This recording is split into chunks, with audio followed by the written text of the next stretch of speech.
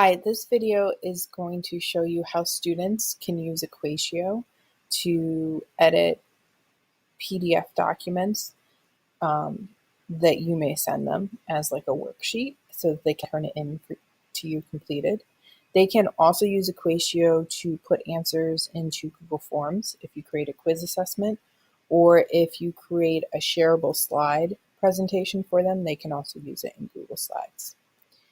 So this is a student, and if she clicks on her class and comes into her math assignment, this is what the student sees, in case you guys haven't gotten to see Google Classroom from the student's perspective.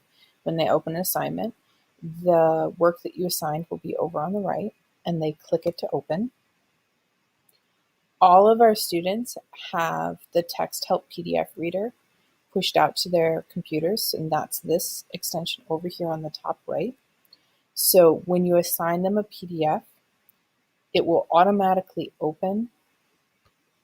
I'm sorry, let me refresh this. Sometimes you do have to refresh, but it will automatically open the PDF with the the Text Help PDF reader right here in the left. And with that, students can highlight and they can type in text. So if it's a math sheet where they're just typing and it's simple, they might not need Equatio. But if they want to use Equatio, they come up to the blue diamond in their extension bar and they're going to click Equatio. That will open the toolbar in the bottom. Now, they have all the functionality you have, so they can come in and click the first icon and type in math. If they're super savvy and want to use LaTeX to do some coding for the math, they can. They can enter a graph if you're doing an algebra problem and maybe you want them to solve a real world problem and they have to create a graph. They can do that. If they have a computer with a touchscreen, they can do it with handwriting. If they have dexterity or writing disabilities, they can use speech input. They can also use MathSpace. A nice functionality with MathSpace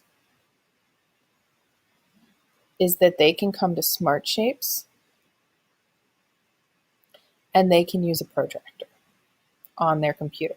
So the way that they do that is they click protractor and they click and drag, and you want them to make it kind of big because that's going to help them with visibility when they get onto their own screen. Once they've clicked and dragged it, they click this insert button, and now they have a protractor on their document. Now, is using a digital protractor like this super effective for our students all the time? No, you're going to want students to use a physical protractor, and you're going to want them to practice with paper and pencil as well. Once it's in the document, they can use where those three dots are to drag it and make it bigger.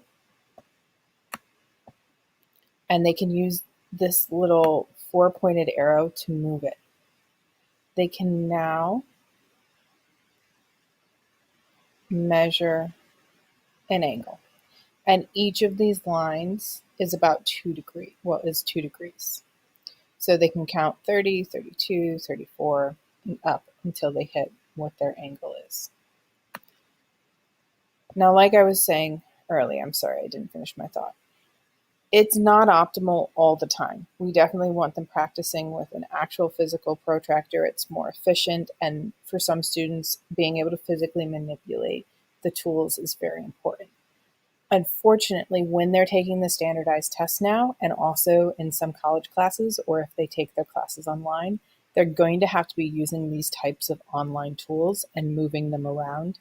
And the more used they are to manipulating these tools digitally, the better they're going to be. They're not going to be sitting in a test trying to learn how to use a digital tool, which is very stressful. They're not going to be going to college as freshmen and all of a sudden having to learn how to use digital tools when what we really want them to focus on their first year in college or trade school or tech school is the material they're learning, not how to use digital tools.